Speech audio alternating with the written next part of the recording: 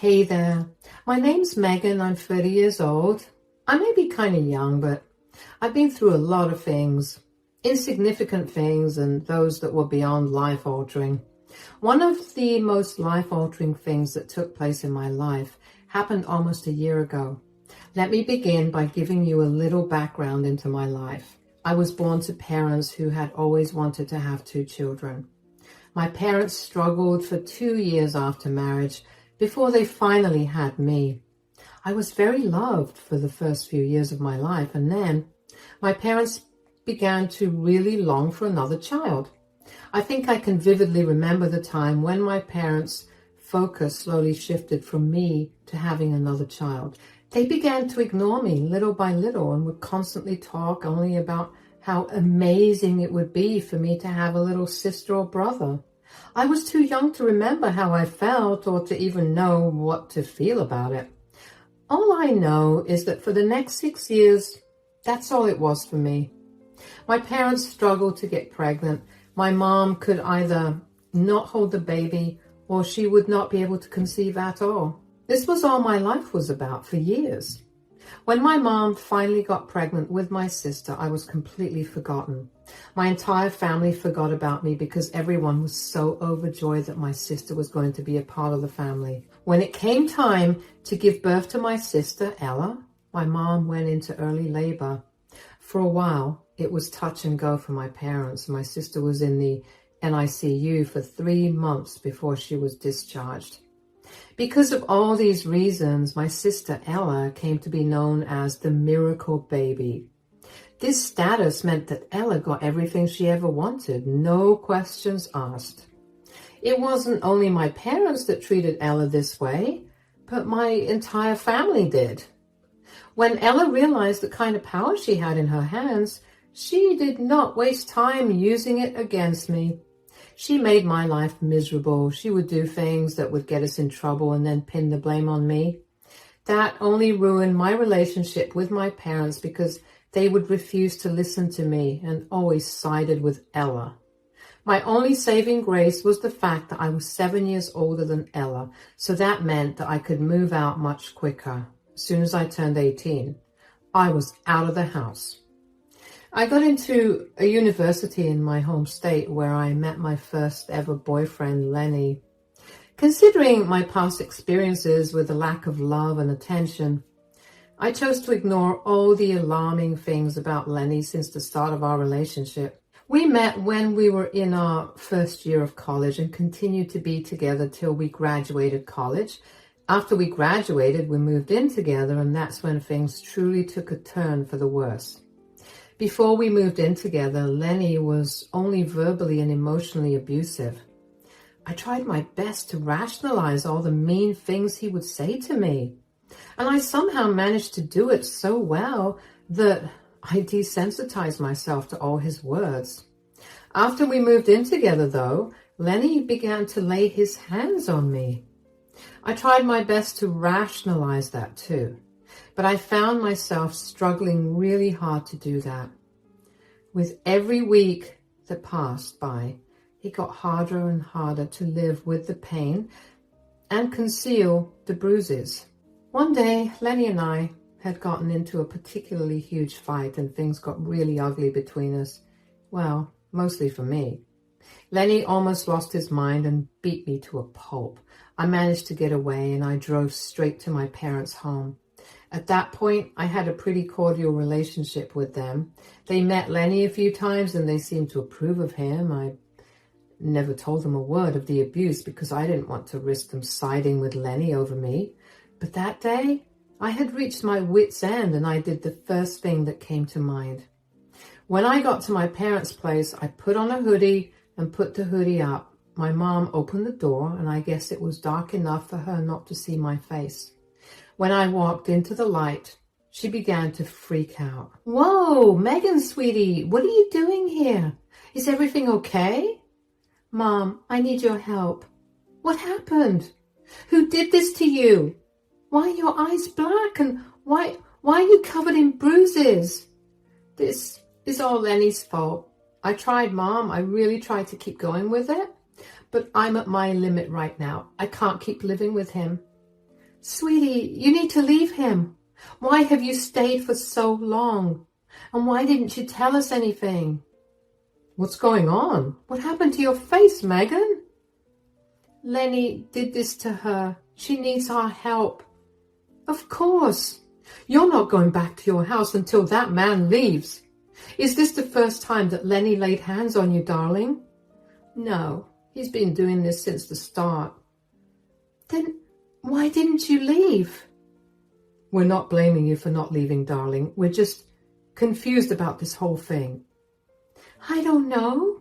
Lenny was my first proper relationship, and I didn't want that to be such a bad experience or a failure. I guess I convinced myself that what Lenny was doing was normal. I didn't ask for help because he always threatened to hurt me if anyone found out what he did to me. I didn't want to risk it because I know you guys would believe me, but what if you didn't? I couldn't risk getting hurt more. Oh, honey, there's absolutely no universe where we wouldn't believe you over someone else. That's not true. What do you mean? You've always taken Ella's side over mine for everything. I know you can't make the same comparison, but I've watched you guys side with her, even when you know I'm right. You know that that is an unfair comparison. Ella was literally our miracle child. I know we've been pretty biased towards her, but that does not mean that we would not pick our daughter over some strange man. I know, but I was still thinking of it in terms of that. What if Lenny had charmed you guys so well that you would not have listened to me? I didn't want to do anything that would make my situation worse. I'm sorry. No, you have nothing to apologize for. In fact, we're sorry that we made you feel so unsafe with us. Yeah, let us help you feel better. What do you mean? Well, for starters, you're going to move back in here until you can get back on your feet. Secondly, I'll help you press charges against Lenny too. I have a bunch of connections with many lawyers, and I'll make sure to get you the best lawyer. Do you really think we should go that far? Sweetie, that's not far enough. We'll do our best to get you back to your normal self, and we'll make sure that you'll always feel safe here. Thank you so much, you two. I'm so lucky to have you guys as my parents. No, thank you for trusting us, even though we didn't give you enough reason to trust us. I'm so glad you came to us. So let us show you why you made the right decision, okay? You just relax and focus on feeling better now. I was so glad that my parents were on my side immediately. And looking back on it now, though, I bet I must have looked horrible. So they would have had no choice but to believe me. Still, I was grateful that they were there to help me out. Mom got started straight away by helping take care of me. She made sure I was comfortable and feeling better physically. My dad, on the other hand, began contacting lawyers about the situation. He was beyond angry at what had happened. And I knew that he was only keeping himself together because he didn't want to scare me any further. At this time, Lenny contacted me several times, but I ignored him. My dad got me a great lawyer, and together we pressed charges against Lenny for domestic violence. Lenny was charged with a misdemeanor, and he had to serve a year in jail time and had to complete 120 hours of community service along with doing some counseling. I knew that Lenny had a chance of getting out of jail on parole, but for a few months, I was just glad that he was out of my life for good. In that same time, I ended up getting pretty close to my lawyer. He was genuinely really concerned for me, and even after the case was closed, he continued to check up on me for a few weeks. And when he was sure I was safe and doing okay, he stopped checking in on me. I remember feeling really scared for and grateful that my dad found someone as amazing as him. After about 2 years, I ended up meeting my lawyer again, not for any official business, but I happened to run into him at the grocery store. We got to talking and decided to keep in contact. My lawyer, his name is Curtis, and I began texting each other every day. Before I knew it, we were going on dates every week or so, and then we made our relationship official. During this time, I had managed to get out of my parents' house and land an amazing job with an amazing pay. My sister Ella, on the other hand, seemed to be struggling. She was still in college when everything that I mentioned happened to me, but she continued to live with my parents. She had no job and did not have any interest in finding one either. She refused to get a job, even when I tried to explain why she needed one. She began to get more hostile with me, but I could never figure out why. Eventually, I got married to Curtis and we began living a very happy life together. But Ella was not happy with that. She kept trying her best to sabotage me in front of our parents. She tried to make me seem like a villain at every chance she got. And while my parents did not think of me as one, they did reprimand me from time to time. Everything came to a peak when one day Ella showed up at my door unannounced while Curtis and I were having lunch with my parents. "Oh, Ella, what are you doing here?" "I came here to expose the truth. Are Mom and Dad here?" Yeah, but what do you mean by expose the truth?" "Mom, Dad, could you gather in the living room?" "Ella, honey, what are you doing here? I thought you were going to be out of town." "What is going on here?" "I'm so glad you could join us, Curtis, because I have some big news to give all of you."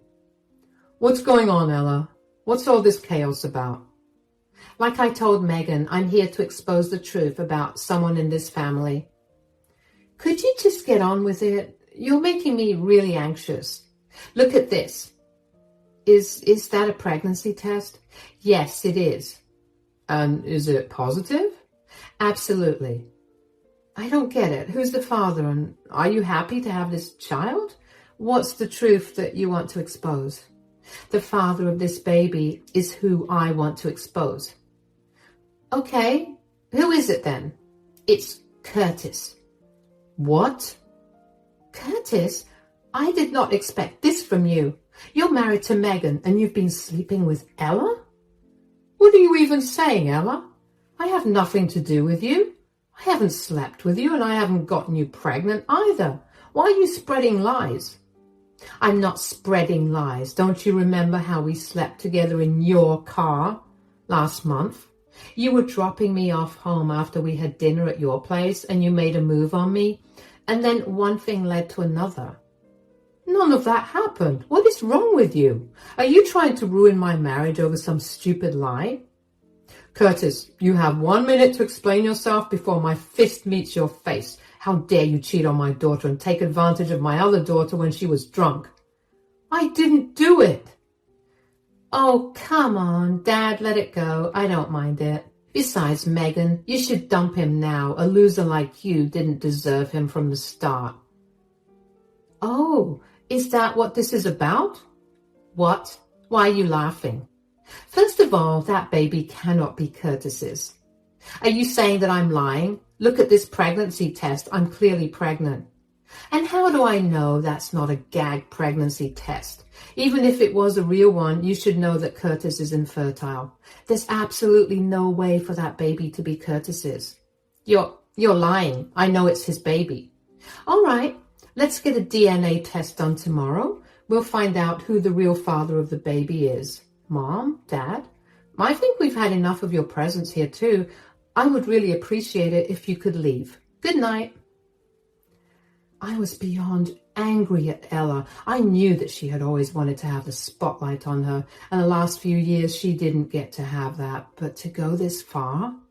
That was unacceptable. My parents promptly left after I told them to leave, and Curtis kept trying to convince me that he had not done anything with Ella. The thing is, I already knew that. I was the only person that Curtis had ever taken an interest in romantically. Yeah, I know that sounds insane, but he was very adamant about not having liked anyone romantically before, and his parents even confirmed it for me. So I knew that him sleeping with Ella was completely out of the question.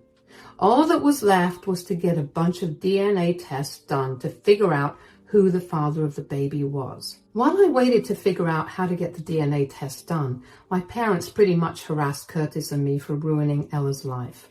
They kept telling me that I was wrong for staying with Curtis while they harassed Curtis for ruining their baby girl. I refused to entertain them and told them to stop hounding us or they would be blocked. They eventually stopped. I had Ella send me a bunch of blood samples and I sent them off to many DNA test centers. I waited a few weeks for the results before inviting everyone from my family and Curtis's to my place for the results to be revealed. Why did I invite Curtis's family? Well, right after Ella gave me her blood sample, she decided to tell Curtis's parents that he had cheated on me with her and impregnated her. I figured since she could lie to them, she could also be exposed in front of them. When the results of the DNA test came, I was shocked, and the anger I felt only heightened. I didn't reveal anything to Curtis and instead chose to wait until everyone was there to reveal the results. I made sure to invite everyone the next day. I scanned the results and made a presentation out of them, which I decided to present on the TV. Ella had no idea that everyone would be there, so when she entered my house, she was very confused. What is going on here? Well, since you thought it would be appropriate to expose Curtis in front of your entire family, I thought I'd do the reading of the DNA test results in front of them too. And also a few of Curtis's family, because you decided to tell them all lies even though you took the DNA test and didn't get the results yet. You think this is going to humiliate me? Oh, I know you will be humiliated. Please, I have nothing to lie about. I know who the baby's father is, and it's Curtis. Oh, good. Since you're so adamant about Curtis being the father of your child, we decided to take another test, one that would tell us about Curtis's fertility rate. Here is the report, and as you can see, the report says that Curtis is very infertile. There's literally no way for him to impregnate anyone. Wait, so if Curtis cannot have children, then how is Ella pregnant with his child? Maybe I happen to get lucky. These kinds of things happen all the time. I mean, Mom was supposed to be infertile after giving birth to Megan, but here I am. I'm a miracle baby, so it makes sense I'd have a miracle baby too. My God, you really are full of crap, huh? Well, I'll easily disprove that too. If you'd all just look at the screen here, you would see the DNA test results. It clearly says that Curtis is not the father. That's a lie. How do we know you haven't fabricated it? Yeah, I thought you would say that. So we got multiple tests done from different places. All of them say that Curtis is not your baby's father. Then who's the father, Ella? This is where things get even more interesting. Turns out Ella went ahead and slept with my ex-boyfriend, Lenny. That's right, the one who had abused me to the point of me seeking shelter in a women's shelter against whom I have a restraining order. Ella, is that true? Please tell me that's a lie. You could not do that, right? Look, here's the DNA test proving that Lenny is the father of Ella's baby. Ella, how could you? You know how much he tormented our family. How could you possibly be with that man, have his baby, and then try to play it off as Curtis's? That's a lie, Megan. Stop lying. Give it up, Ella. You and I know that I'm right. You're just trying to save face right now. Is this why you wanted to humiliate me? So, Megan's right. So what if she is? She always had to get what she wanted. Ella, you are a disgrace to our family. I want absolutely nothing to do with you. What are you talking about? I don't want to have anything to do with someone who had no respect for her own family. You and your baby can stay away from us for the rest of your life. Even if Megan forgives you, Ella, we want absolutely nothing to do with you. Now you either leave or I will. This is unfair. Unfair is you trying to destroy Megan's life in two ways. Having this baby will not only bring her abusive boyfriend back into her life, but trying to play the baby off as Curtis's would mean that Megan's marriage would have crumbled. You are a disgusting human being, and maybe we should have given you a little less attention. We must have made some huge mistakes, but this is for us to think about for the rest of our lives without you in it. So you either leave or we do. Make the decision quickly because I don't want to see your face right now. I was shocked to see my parents stand up for me so fast. I knew they had first-hand experience of what dealing with Lenny was like, so of course they fought that much more fiercely for me. I did not ever expect them to go against Ella. She was still living with them and she was just done with college. That's what made me more upset, that she was just going to start her life and then she had to go and mess it up by sleeping with my abusive ex-boyfriend and then try to pin it on my husband. I felt bad for her, but all of that was overwhelmed by the huge amount of rage I felt towards her. She had no right to find Lenny and then sleep with him. She knew how dangerous he was, and she endangered not only me, but herself too. Ella stared at us all in shock for a few minutes before silently leaving. Everyone was upset and appalled by the new information that I had given them. They apologized to Curtis for giving him a hard time, and they apologized to me as well. It was pretty much an unsaid decision made among everyone to go no contact with Ella. My parents apologized to Curtis and me profusely as well for immediately believing Ella instead of trying to take sides. We forgave them and decided to move on. About 2 days after the big reveal, Ella showed up at my doorstep. As soon as I opened the door, she began to yell at me. "What have you done?" "Hi, Ella. What do you need this time?" "Don't even try to evade my questions." "I just put you in your place, Ella." "Do you have any idea how much this is going to ruin me?" "I don't think I care enough. You tried to ruin me for years and now you simply have to pay for your actions. Mom and Dad were supporting me financially for the last year, and because of you, they fully disowned me and they've kicked me out of their house. I'm going to be a mother soon and I have no home or any money." "That is not my problem. You should have thought about that before sleeping with my ex-boyfriend." "What was I supposed to do? Suddenly you had all the attention of Mom and Dad. I needed to get back at you." "Why did you need to get back at me? Just because you didn't get some attention? Even if you wanted to get back at me for something that wasn't in my control, why did you choose to do the worst thing possible?"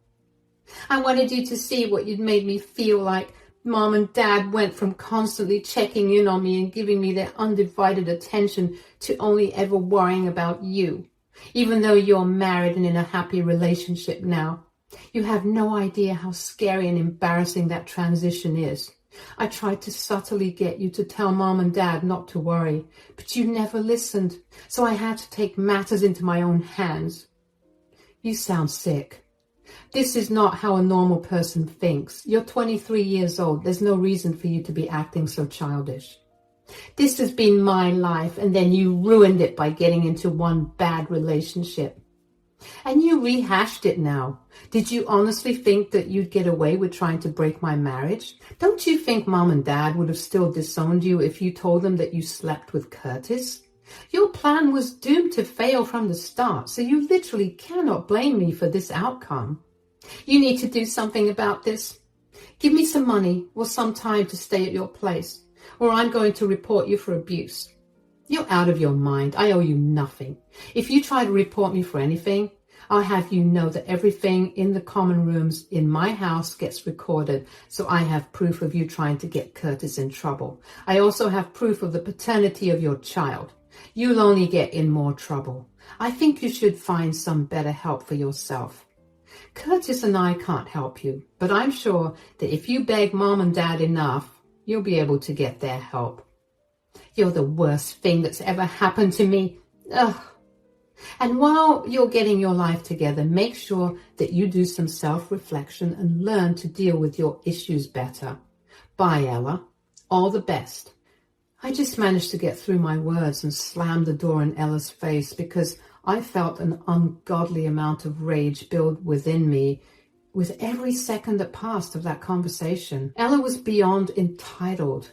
I knew that she developed a complex, thanks to my parents constantly giving her a lot of attention, but for her to jeopardize my life and my relationships just for some attention-seeking stunt was beyond disgusting. I didn't care that some people might consider our treatment of Ella as a little rude or a bit much. I simply don't care. I mean, I know what I had to go through with Lenny, and the last thing I wanted was for him to find his way back to me somehow. Besides, Curtis was and is the best thing that's ever happened to me. I could not risk my relationship over some stupid stunt of Ella's. After that conversation, I decided to cut Ella off permanently. I felt horrible doing that because she was my sister at the end of the day, and I would have loved to be there for her and her child if she hadn't done what she did. I also had to take Curtis into consideration. He was the one who was thrown under the bus, and he did not like that at all. He too wanted nothing to do with her, but that did not stop me from keeping in contact with Ella if I wanted to. I knew that if the roles were reversed, I would not be okay with Curtis keeping a relationship with someone who tried to wreck our relationship, so that only made me even more serious about my decision. Ella tried to contact me multiple times over the next few weeks, and at first I was curious about what she wanted to say. She started with spamming me with calls, and when she realized that I wasn't going to pick up the call, she began spamming my phone with texts that were basically updates on what was going on in her life. I was right about her being able to get my parents to give her some money, although they only gave her enough to get through a year. They only did that because they did not want her entirely stranded during her pregnancy. Ella would not stop texting me to tell me about how she was struggling because of me, and after some point, I realized that her messages were beginning to affect me, so I blocked her, and I've moved on. Last I heard, Ella gave birth to a son, and she's doing okay for herself. My parents haven't visited her, nor her son, and neither have Curtis and I. None of us want to be around or associated with Ella. I was happy to know that the two of them were healthy and alive, but that was the extent of my emotions towards the whole ordeal. Mom and Dad apologized profusely for the way they treated me all my life, but honestly, I'm way too old to let this bother me anymore. I'm in a much better place in my life, so this didn't faze me. I was glad that they did apologize, though, because somewhere deep inside me, I felt like I was healing. Ella managed to land a job somewhere, and she's struggling to juggle raising a child and working at the same time. Lenny practically disappeared off the face of the earth as soon as Ella told him that she was pregnant with his child, to be fair. I did not expect any better from him. Maybe in the future I could make up with Ella, but for now, I'm happy with where we are right now. I know that I will continue to live happily while Ella will gradually learn to be a better person. Thank you so much for listening to my story.